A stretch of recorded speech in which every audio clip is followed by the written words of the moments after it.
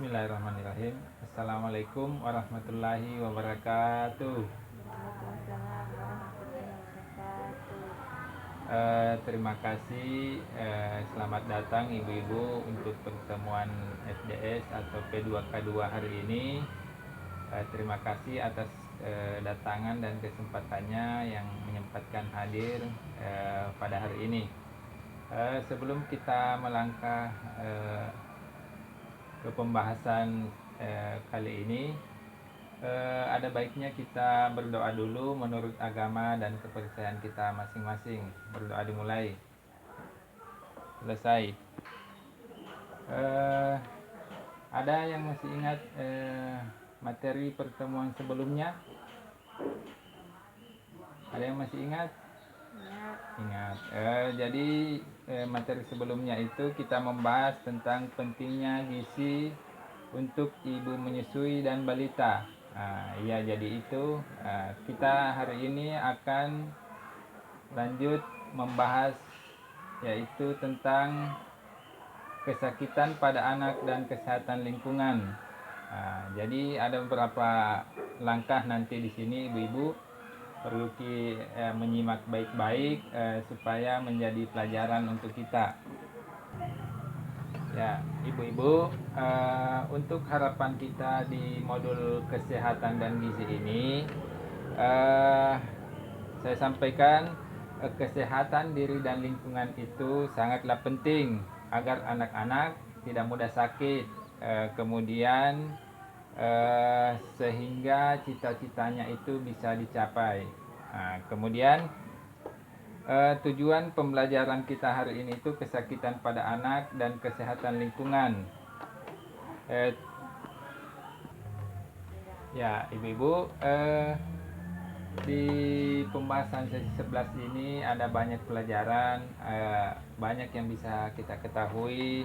Kita akan belajar tentang pentingnya BAB, buang air besar di jamban sehat atau jamban yang bagus, atau kemudian pentingnya mencuci tangan dengan menggunakan sabun.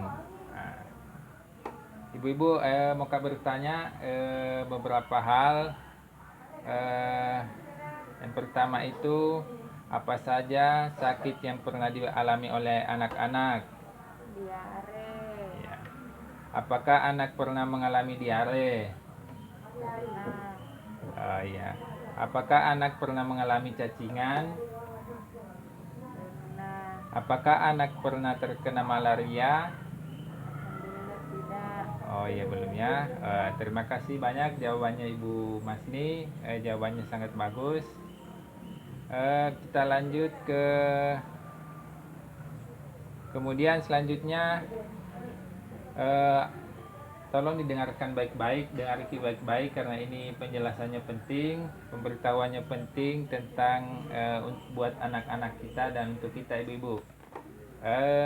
Anak-anak yang sering sakit itu pertumbuhannya akan terganggu karena gizi dalam tubuh anak-anak itu yang semestinya digunakan untuk tumbuh dan berkembang itu digunakan untuk melawan penyakit.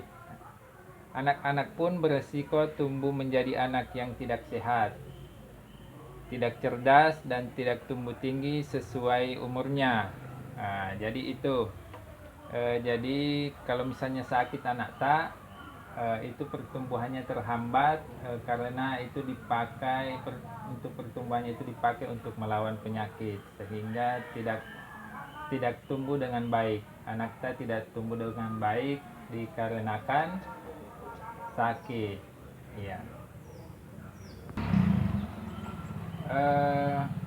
Pada sesi 11 ini ada beberapa langkah atau yang bisa kita bahas nanti.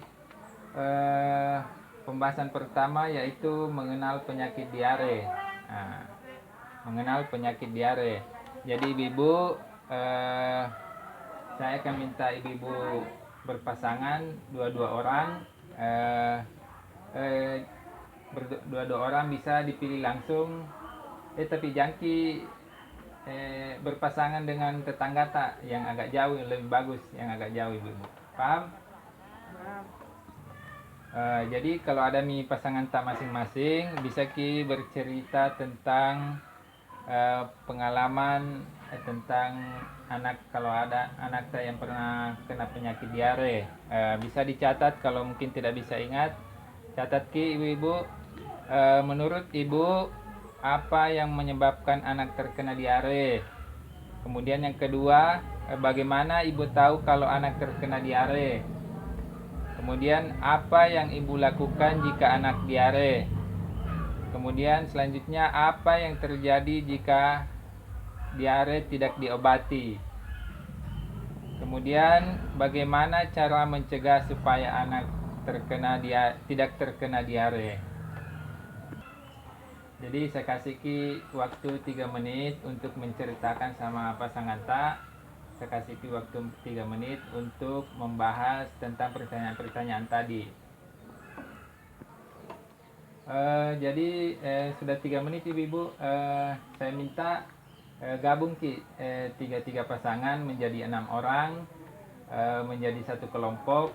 Kemudian ibu-ibu bercerita tentang hasil obrolannya tadi. Bercerita kepada saya tentang hasil obrolannya tadi, bisa diceritakan. Ya, jadi terima kasih banyak ibu-ibu, obrolannya tadi atau ceritanya tentang diare itu sangat bagus. Terima kasih banyak atas jawabannya atau ceritanya. Tadi ibu-ibu perhatian dulu, tolong perhatiannya ke sini. Saya akan putarkan film, diperhatikan baik-baik. Ini film ini tentang penyakit diare dan pencegahannya. Ya, setelah kita menonton film tadi, ada beberapa pertanyaan yang saya ingin ajukan ke ibu-ibu. Dari film tadi, yang pertanyaan pertama saya itu, apa itu diare? Kemudian kenapa diare itu berbahaya? Kemudian apa yang harus dilakukan jika anak diare? Kemudian bagaimana mencegah diare? Terima kasih banyak ibu-ibu. Ini Ibu Masmi bagus sekali jawabannya. Pintar memang saya lihat. Jadi untuk lebih jelasnya saya akan membacakan flip chart. Silakan disimak baik-baik atau dilihat juga bisa. Saya jelaskan lebih rinci. Diare itu adalah buang air besar encer atau berupa air saja dan terjadi lebih dari 3 kali dalam sehari. Pada bayi yang masih minum ASI, BAB lebih dari 6 kali. Jadi itu. Kemudian mengobati diare dengan memberikan oralit dan tablet zinc ke minumannya. Boleh juga menggantikan cairan yang hilang dengan memberikan jus buah, air kelapa, air tajin, atau buah sayur bening. Jadi itu cara mengobatinya. Diare dan penyakit infeksi lainnya dapat dicegah dengan memperhatikan gizi anak, menjaga kebersihan peralatan makan dan minum air yang sudah dimasak hingga mendidih, serta menjaga kebersihan diri dan lingkungan. Para ibu harus memperhatikan kebiasaan hidup bersih dan sehat atau biasa kita kenal PHBS di ibu-ibu PKK. Diare berbahaya karena anak akan kehilangan banyak cairan di tubuhnya yang bisa mengakibatkan kematian. Ibu-ibu, untuk mengetahui lebih lanjut mengenai perawatan diare, ibu-ibu dapat membuka bukunya di buku pintar Kesehatan dan Gizi halaman 35. Ya. Itu tadi penjelasan atau pengetahuan, pengenalan tentang penyakit diare. Selanjutnya, ibu-ibu tolong diperhatikan. Selanjutnya kita akan mengenal penyakit kecacingan dan malaria. Setelah diare, kita akan membahas mengenai penyakit kecacingan dan malaria. Ibu-ibu, anak tak pernah cacingan? Pernah. Siapa yang pernah? Ibu Mas di sini pernah anak yang cacingan? Wah. Bahayakah kalau anak tak cacingan? Bahaya. Bahaya ya. Bu, untuk ibu-ibu, untuk lebih jelasnya bisa lihat di flipchart. Flipchart ini berisi tentang penjelasan apa itu cacing. Kecacingan adalah gangguan kesehatan akibat adanya cacing parasit pada tubuh anak. Disebut parasit karena cacing mengganggu penyerapan makanan dalam usus. Ada beberapa jenis cacing di sini. Ada yang namanya cacing gelang, cacing cambuk, cacing tambang. Untuk pencegahan supaya anak-anak tidak cacingan. Ya Bu, dengar baik-baik supaya anak-anak tidak cacingan. Caranya, cuci tangan pakai sabun dengan air mengalir. Kemudian rajin potong kuku. Dipotong kuku pendek dan bersih. Jangan suka main-main tanah Bu. Anak juga seperti itu. Gunakan alas kaki kalau keluar rumah buang air besar dan buang air kecil menggunakan jamban yang sehat, jamban yang bagus. Jangan buang air besar di sungai, itu dilarang ya. Bersihkan bak penampungan air dan tutup, dan membuang sampah pada tempatnya. Sampai sini paham ya ibu-ibu tentang cacingan? Paham ya. Selanjutnya kita bahas masalah mengenai penyakit malaria. Saya langsung saja, bisa kita lihat di flipchart sini tentang penyakit malaria. Untuk lebih jelasnya saya bacakan. Malaria disebabkan oleh gigitan nyamuk Anopheles betina yang mengidap malaria. Jadi kalau digigit nyamuk Anopheles betina yang mengidap malaria, kemungkinan besar kita akan terkena penyakit malaria. Bagaimana caranya supaya tidak nagigit nyamuk begitu Bu? Pakai anti nyamuk. Pakai anti nyamuk. Oh iya, Kelambu. betul. Bisa memakai kelambu anti nyamuk yang berinsektisida yang tidak berbahaya bagi kesehatan manusia. Bagaimana kalau misalnya sudah terlanjur kena? Kalau terlanjur kena malaria, penyakit malaria, harus segera dibawa ke puskesmas. Apabila demam tinggi, demam tidak turun dalam 2 hari, demam disertai bintik-bintik merah, pendarahan di hidung, atau BAB berwarna hitam. Itu harus cepat-cepat bawa ke puskesmas. Ibu-ibu, tolong diperhatikan. Saya putarkan film tentang bagaimana cara agar anak-anak tidak terkena cacingan dan malaria. Silakan diperhatikan baik-baik filmnya. Ya, ibu-ibu sudah kita lihat filmnya. Dah. Ya, bagus Ji. Bagus. Itu di film itu ibu-ibu bisa melihat apa-apa yang bisa dilakukan untuk mencegah kecacingan dan malaria. Ibu-ibu, ada anak yang pernah sakit? Malaria kah, demam atau apa? Demam. Oh, demam, iya. Pernah bawa ke puskesmas atau rumah sakit? Pernah. Biasa kan ada kartu BPJS. Ibu-ibu ada kartu BPJS-nya? Ada. Oh iya, alhamdulillah kalau ada. Itu kartunya bisa digunakan di puskesmas atau di rumah sakit, supaya meringankan beban beban biaya pengobatan anak-anak ibu-ibu yang sakit. Ya, ibu-ibu, tadi sudah kita membahas tentang penyakit diare, cacingan, dan malaria. Sekarang di langkah selanjutnya itu pentingnya memperhatikan kebersihan diri dan lingkungan. Ya, ibu-ibu, untuk memperhatikan kebersihan diri dan lingkungan, di sini saya mempunyai flip chart tentang beberapa info penting memperhatikan kebersihan dan lingkungan.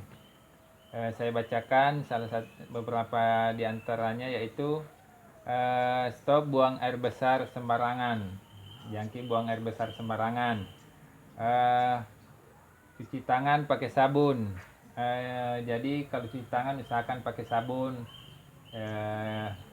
jangan cuma pakai air saja, pakai sabun dengan air yang mengalir. Kemudian mengolah air minum dan makanan rumah dan makanan rumah tangga. Kemudian mengamankan sampah rumah tangga, atau bisa juga buang sampah di tempat yang bagus, di tempatnya lah. Mengamankan limbah cair rumah tangga. Nah, itu. Ya. Ibu, ada lagi filmku ini yang bagus. Ini tentang kesehatan dan lingkungan. Silakan ditonton. Sudah Ibu nonton filmnya? Bagus filmnya? Bagus. Apa yang Ibu lihat atau dengar dari film yang tadi Ibu tonton? Cuci tangan pakai sabun. Oh, cuci tangan pakai sabun. Kenapa harus pakai sabun? Supaya lebih bersih, lebih higienis, lebih steril. Wah, bagus. Supaya lebih bersih, higienis, dan steril. Wah, pintar ini Ibu Masni. Kapan kita harus mencuci tangan pakai sabun? Ayo, kapan? Setelah beraktivitas, terutama di luar rumah, sebelum makan dan setelah makan. Oh. Ya, ibu-ibu, untuk lebih jelasnya di sini saya punya flip chart beberapa langkah dalam mencuci tangan yang baik dan benar. Apalagi zaman pandemi seperti ini, banyak virus atau virus corona, ibu-ibu harus lebih sering cuci tangan.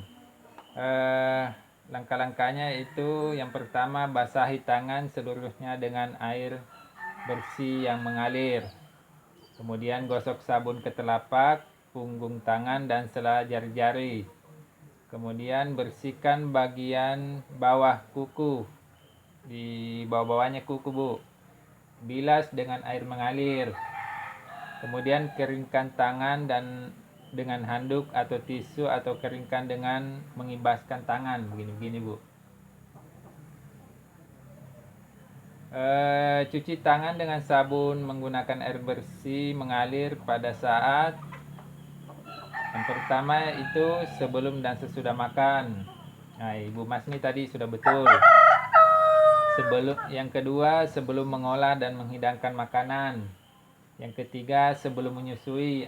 Bagi yang menyusui, usahakan cuci tangan sebelum menyusui.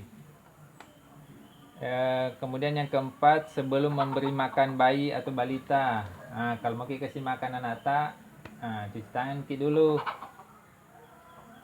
Kemudian yang kelima, sesudah buang air besar dan kecil atau menceboki bayi atau anak.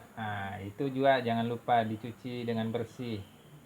Kemudian yang terakhir, cuci tangan itu sesudah memegang hewan atau unggas. Itu. Ya, tentang masalah cuci tangan ini, untuk lebih jelasnya ibu-ibu bisa dilihat di buku pintar halaman 22, kemudian kebersihan anak itu di halaman 31 sampai 32, bisa juga 32 di halaman 32 sampai 33. Sampai di sini paham ibu-ibu? Paham? Paham ya. Selanjutnya yaitu kita akan membahas mengenai masalah jamban. Ingat ibu-ibu, jamban. Kita akan membahas mengenai jamban yang sehat. Ya. Ibu, saya punya film tentang kriteria jamban sehat. Bisa kita lihat di situ, Bu. Nah, silakan ditonton. Ya. Ibu, bagaimana filmnya? Keren. Keren atau jorok? Karena ini masalah jamban, Ibu. Nah, Ibu. Nah, jadi saya tegaskan lagi, jangan buang air besar sembarangan di kali atau di ruang terbuka. Buatlah jamban sehat di tiap-tiap rumah. Nah, itu Ibu, penting. Membuat jamban di rumah, dinding dan atapnya tidak harus dari semen. Tidak perlu pakai semen itu jamban tak. Pakai tembok. Bisa dari bilik papan atau bilik bambu. Nah, yang penting jambannya di situ jamban sehat yang di semen. Kalau dindingnya dan atapnya itu tidak perlu dipakai yang bagus-bagus. Yang penting ada dulu jambannya. Kemudian ruang jamban harus memiliki 1 ember untuk cuci tangan. Nah, jangan juga cuma jamban saja, situ tidak tempat airnya untuk cebok dan cuci tangan. Nah, itu harus diperhatikan. Ya, ibu-ibu, kalau jamban sehat itu bisa mencegah menularnya penyakit diare. Jamban sehat itu tidak perlu mahal. Yang penting ibu-ibu usahakan mempunyai jamban sehat di rumah. Ya, ibu-ibu, setelah kita mengenal beberapa penyakit, kemudian pentingnya memperhatikan kebersihan dan lingkungan, terus yang terakhir tadi jamban sehat. Di picture ada beberapa pesan yang penting untuk pertemuan kali ini sebelum kita tutup. Jadi saya bacakan. Dengan perilaku bersih dan sehat, keluarga menjadi tidak mudah sakit, anak tumbuh sehat dan cerdas. Selanjutnya, pesan yang tak kalah penting, cuci tangan dengan menggunakan air bersih yang mengalir. Menggunakannya itu cuci tangannya pakai sabun. Kemudian menjaga kualitas sumber air yang akan kita gunakan untuk air minum. Kemudian membuang sampah pada tempatnya. Kemudian biasakan buang air besar di jamban yang sehat. Serta yang terakhir, gunakan KIS atau BPJS untuk mengakses layanan kesehatan. Jadi diingat ya ibu-ibu, yang barusan saya bacakan untuk supaya perilaku kita menjadi hidup bersih dan sehat. Sebelum kita tutup, mari kita berdoa menurut agama dan keyakinan kita masing-masing. Berdoa dimulai. Terima kasih. Jadi terima kasih banyak Bu atas waktu untuk pertemuan kali ini. Saya minta kesediaan kembali untuk mengikuti dan hadir.